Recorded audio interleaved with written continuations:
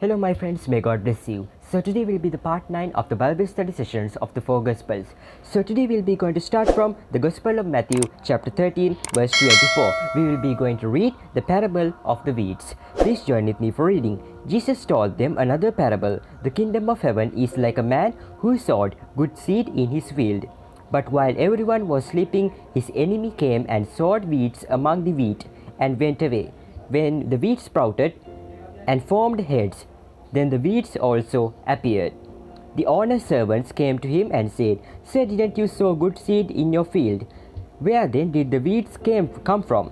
"An enemy did this," he replied. The servants asked him, "Do you want us to go and pull them up?" No, he answered, "because while you are pulling the weeds, you may root up the wheat with them. Let both grow together until the harvest. At that time I will tell the harvesters, first collect the weeds and tie them in bundles to be burned.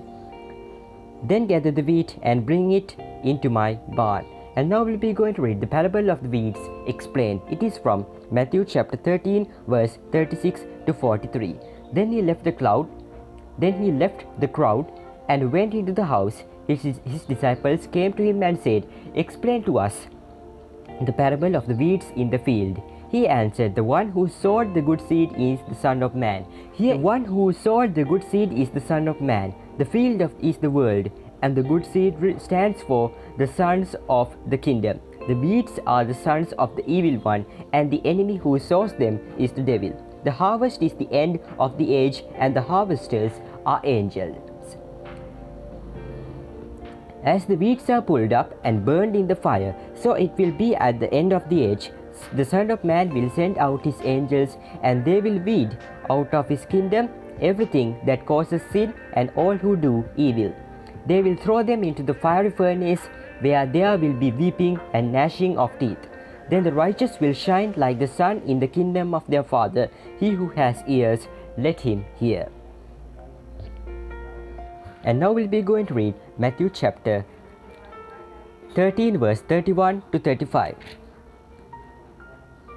It is regarding the parables of the mustard seed and the yeast.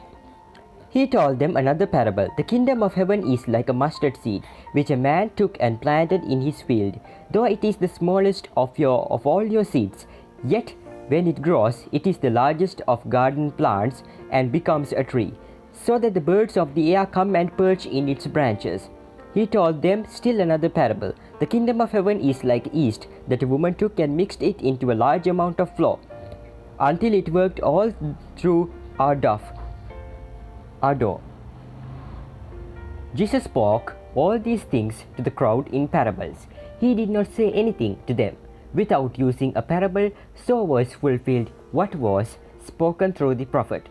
"I will open my mouth in parables. I will utter things, hidden things, the creation of the world."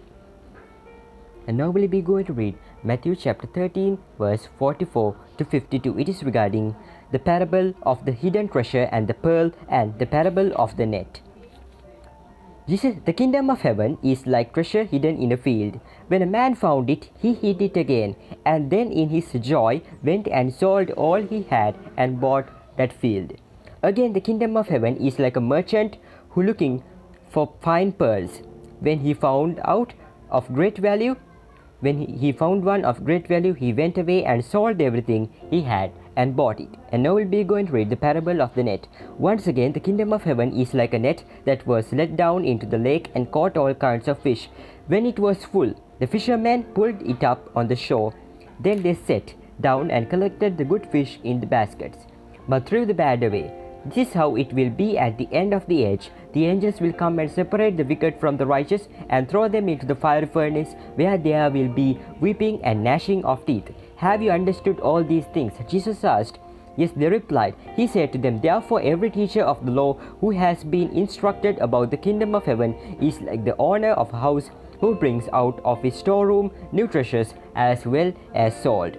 And now we'll be going to read Matthew chapter 13 verse 53 to 58. It is regarding a prophet without honor. When Jesus had finished these parables, he moved on from there. Coming to his hometown, he began teaching the people in their synagogue. And they were amazed. Where did this man get this wisdom and these miraculous powers? They asked. Isn't this the carpenter's son? Isn't his mother's name Mary? And aren't his brothers John, James, Joseph, Simon, and Judas? Aren't all his sisters with us? Where then did this man get all these things? And they took offense at him. But Jesus said to them, only in his hometown and in his own house is a prophet without honor.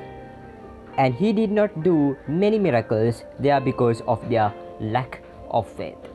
And now we'll be going to read Matthew chapter 14 verse 1 to 12. It is regarding John the Baptist beheaded. At that time, Herod the Tetrarch heard the reports about Jesus, and he said to his attendants, this is John the Baptist, he has risen from the dead. That is why miraculous powers are at work in him. Now Herod had arrested John and bound him and put him in prison because of Herodias, his brother Philip's wife. For John had been saying to him, it is not lawful for you to have her. Herod wanted to kill John, but he was afraid of the people, because they considered him a prophet. On Herod's birthday, the daughter of Herodias danced for them and pleased Herod so much that he promised with an oath to give her whatever she asked. Prompted by her mother, she said, give me here on a platter the head of John the Baptist. The king was distressed, but because of his oaths and his dinner guests, he ordered that her request be granted, and had John beheaded in the prison. His head was brought in on a platter and given to the girl, who carried it to her mother. John's disciples came and took his body and buried it. Then they went and told Jesus. So, if you have any questions regarding this Bible study, feel free to comment down below and I will provide you with the answers. So, my dear friends, if you enjoyed this video, make sure to smash the like button. As always, don't forget to like, share and subscribe. And I'll see you guys in the tomorrow's Bible study. May the grace of our Lord Jesus Christ be with you today, tomorrow and always. And may God bless you abundantly. And